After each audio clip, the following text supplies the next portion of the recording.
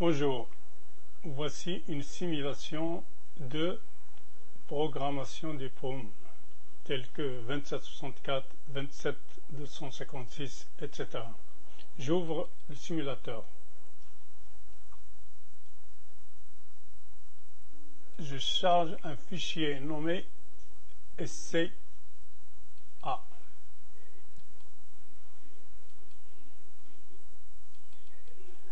Je l'ouvre en un seul flux.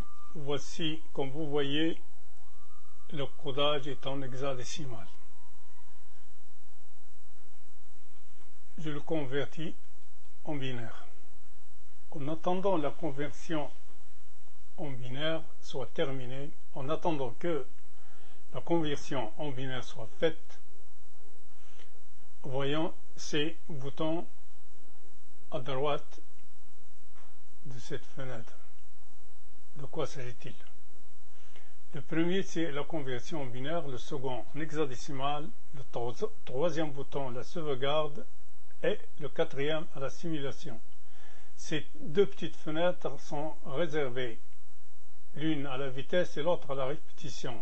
Le dernier bouton en bas, c'est l'ouverture du fichier en un seul flux. Ces voyons verts sont au nombre de 16 et équivalent aux données de 2 EPROM de 8 bits de données.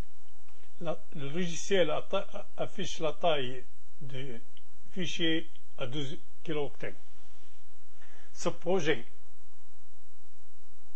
est celui d'une triple croix de pharmacie à LED, l'une intercalée dans l'autre. La vidéo de cette vidéo, une fois complète, la vidéo de ce projet, une fois terminée, et cette triple croix sera mise sous tension, sera réalisée et sera disponible vers la fin du mois d'octobre 2009, c'est-à-dire le mois prochain.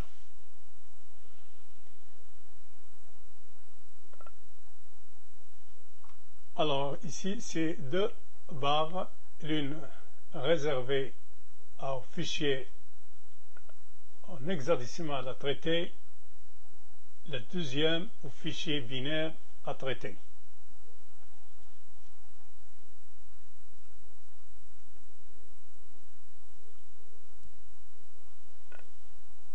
Alors, comme je suis obligé de limiter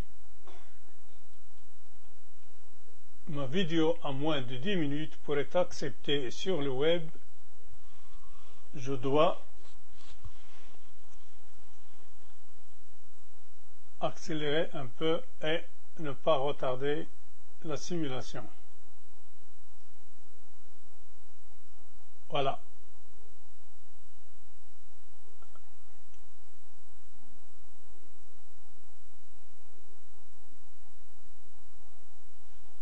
La conversion en binaire est faite ou terminée. Vous voyez à gauche de cette fenêtre le codage en binaire. Maintenant, je vais régler la vitesse, c'est-à-dire la retarder en la mettant à 20. La répétition, je la laisse à 1. J'appuie sur le bouton simulation. Ces carrés jaune-orange que vous voyez correspondent au chiffre 1. Les noirs correspondent au 0. Voilà, le bit du poids faible est à droite, le bit du poids fort est à gauche. Comme je n'ai pas besoin que de 12 comme je n'ai besoin que de 12 bits pour mon projet, les 4 derniers bits sont configurés totalement à 0 et restent toujours noirs.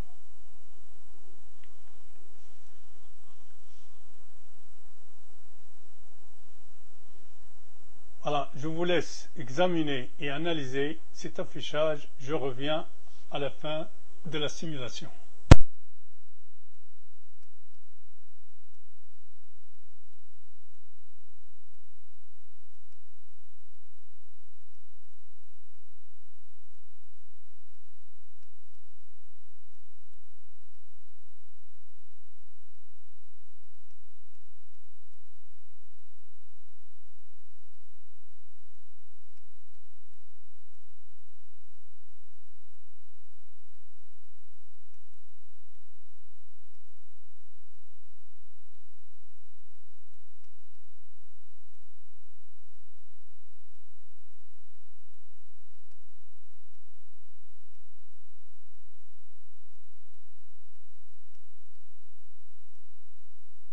Voilà, c'est terminé. Je tends un bref coup d'œil sur les séquences de cette animation. La première, c'est un remplissement de la droite vers la gauche, c'est tirer les bras, les 4 bras de la courroie, un à un, du centre vers l'extérieur.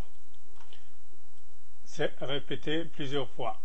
Ici, c'est le clignotement total.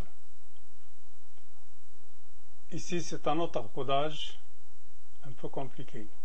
Ici, c'est le décalage de la gauche vers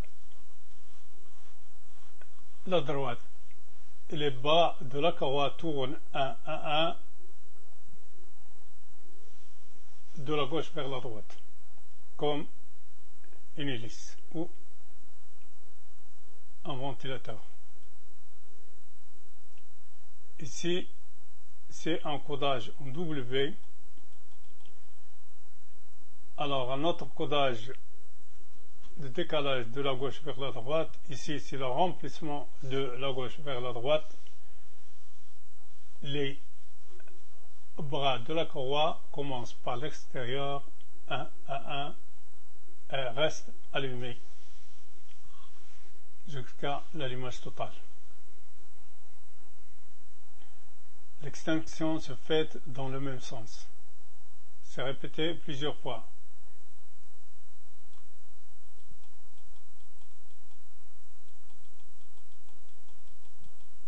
Si c'est un autre décalage de la gauche vers la droite, et puis un autre décalage de la droite vers la gauche. Les bras de la courroie s'allument et comme tournant de la droite vers la gauche. Ici, c'est un clignotement encore total. Ici, c'est un autre codage un peu compliqué.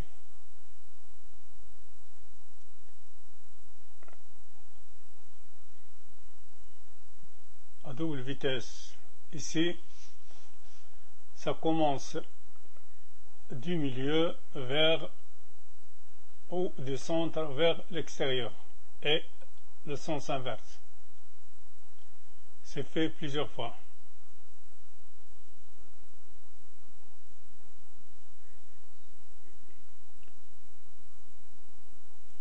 Ici, c'est un autre codage, comme vous voyez en losange. Ici, c'est le clignotement alterné des bras de la courroie. Et enfin, c'est un bref clignotement total. Voilà. Je vous remercie pour votre attention. Vous souhaite excellente et parfaite santé, très bonne chance, excellente réussite dans vos projets d'avenir et grand merci, à bientôt.